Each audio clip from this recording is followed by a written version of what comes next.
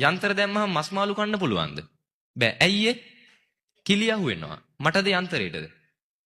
යන්ත්‍රයට. මමද පරිස්සම් වෙලා තියෙන යන්ත්‍රයේද පරිස්සම් කරලා තියෙන්නේ? යන්ත්‍රය. ඒකනේ ඔය මේ මරු වැඩ අපේ අය අනේ මන්ද කියලා වැඩක් නැහැ අපේ අයගේ බුද්ධිමත්කම් නන්නේ.